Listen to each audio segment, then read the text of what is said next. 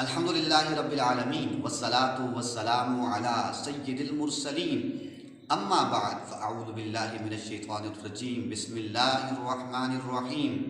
کلوا واشربوا حتی یتبین لکم الخیط الابیض من الخیط الاسود من الفجر ثم اتموا الصیام الی اللیل آمنت باللہ صدق اللہ العظیم۔ معزز ناظرین کرام، ماہ رمضان المبارک جو برکتوں اور رحمتوں بھرا مہینہ ہے، اس مہینے کے فضائل اور مسائل آپ کے سامنے پیش کرنے کی ہم سعادت حاصل کر رہے ہیں۔ آج ہم نے سحری کے متعلق کچھ سیکھنا ہے کہ سحری کیا ہے، سحری کا وقت کیا ہے، اس کی فضیلت کیا ہے۔ تو ناظرین کرام، سب سے پہلے آپ کی خدمت میں یہ بات عرض کرتا چلوں کہ ابتداً جب رمضان المبارک کے روزے فرض کیے گئے تھے تو اس میں سحری نہیں تھی۔ رات کے وقت جب کوئی افطاری کرتا تو روزہ افطار کرنے کے بعد اگر کسی کی آنکھ لگ جاتی، سو جاتا، تو جب وہ اٹھتا تو اگلا روزہ شروع ہو جاتا تھا۔ یعنی جیسے ہم آج رات کو اٹھ کے سحری کرتے ہیں، اس طرح سحری کرنا جائز نہیں تھی۔ تو سرکار دو عالم صلی اللہ علیہ وآلہ وسلم کے ایک غلام حضرت ناصرمہ بن قیس رضی اللہ تعالیٰ عنہ یہ محنت مزدوری کرتے تھے، دن بھر کام کر کے تھک کے جب شام کو گھر میں تشریف لاتے ہیں، اپنی اہلیہ محترمہ سے فرماتے ہیں کہ کھانے کے لیے کچھ تیار کرو، وہ پکانے میں مشغول ہو جاتی ہیں۔ حضرت ناصرمہ بن قیس رضی اللہ تعالیٰ عنہ کی آنکھ لگ جاتی ہے۔ اب جب یہ کھانا پکا کے واپس جاتی ہیں ان کے پاس، کھانا پیش کرتی ہیں، آپ کی آنکھ کھلتی ہے، آپ کھانا کھانے سے انکار کر دیتے ہیں کیونکہ اب ان کا اگلا روزہ شروع ہو چکا ہے۔ تو اب جب صبح ہوتی ہے، دن چڑھتا ہے، حضرت ناصرمہ بن قیس رضی اللہ تعالیٰ عنہ پیاس کی وجہ سے، بھوک کی شدت کی وجہ سے بے ہوش ہو جاتے ہیں۔ اب ان کا بے ہوش ہونا تھا، اللہ رب ذوالجلال نے پوری امت محمدیہ کے لیے سحری کو جائز فرما دیا۔ اللہ تبارک و تعالیٰ کی طرف سے یہ آیت نازل ہو گئی، کلوا واشربوا حتی یتبین لکم الخیط الابیض من الخیط الاسود من الفجر ثم اتموا الصیام الی اللیل۔ اللہ رب ذوالجلال نے فرمایا تم پوری رات کھا سکتے ہو، پی سکتے ہو، جہاں تک کہ سفید ڈورا سیاہ ڈورے سے پھوٹ پڑے، یعنی رات ختم ہو جائے اور صبح صادق آنے سے پہلے تک تم کھا اور پی سکتے ہو، اور پھر اس کے بعد تم شام تک اپنے روزے کو مکمل کرو۔ یعنی اس امت پر اللہ تبارک و تعالیٰ کی یہ بہت بڑی کرم نوازی ہے کہ اللہ نے سحری کو اس امت کے لیے جائز فرما دیا۔ اب سحری کھانا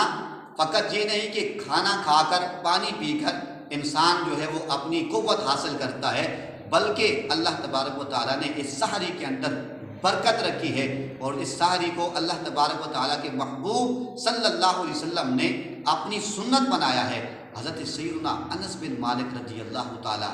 عنہ کو نبی کریم رؤوف الرحیم صلی اللہ علیہ وسلم نے فرمایا، اے انس مجھے سحری کے لیے کچھ دے دو۔ حضرت سیدنا انس بن مالک رضی اللہ تعالیٰ عنہ فرماتے ہیں، میں نے کریم آقا علیہ الصلوۃ والسلام کی خدمت بابرکتہ میں کچھ کھجوریں اور پانی کا برتن پیش کر دیا، اور کریم آقا علیہ الصلوۃ والسلام نے فرمایا نعم السحور التمر، میں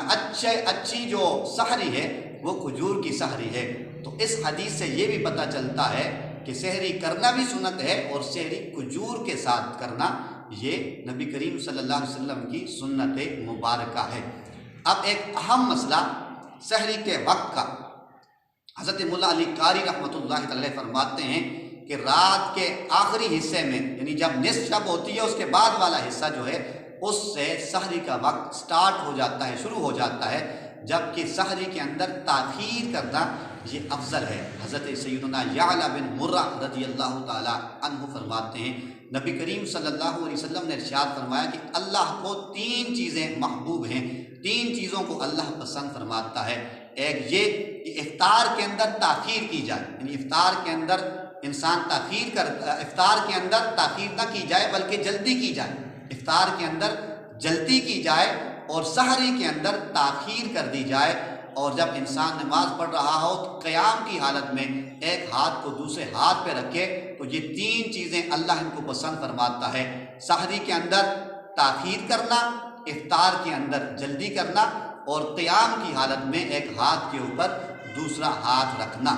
اب بعض لوگوں میں یہ ہوتا ہے کہ جب تک اذان ہو رہی ہے وہ کہتے ہیں کہ کھانا چاہیے یا پانی پی سکتے ہیں، تو ان کی خدمت میں یہ مسئلہ پیش خدمت ہے کہ بھائی جب فجر کی اذان شروع ہوتی ہے اس کا مطلب یہ ہے کہ اب سحری ختم ہے، سحری کا ٹائم نہیں بچا، اب تو اذان فجر جو ہے فجر کی نماز کے لیے ہو رہی ہے۔ تو سحری کا وقت اذان فجر سے پہلے ہوتا ہے، طلوع صادق سے پہلے ہوتا ہے۔ اذان کا وقت جو ہی شروع ہوتا ہے اس کا مطلب یہ ہے کہ یہ فجر کی نماز کا وقت شروع ہو چکا ہے، تو اس کے بعد کھانا پینا یہ جائز نہیں ہے۔ اللہ تبارک و تعالی ہمیں سحر کی برکتیں بھی نصیب فرمائے اور ماہ رمضان المبارک کا ہم سب کو احترام کرنے کی توفیق عطا فرمائے۔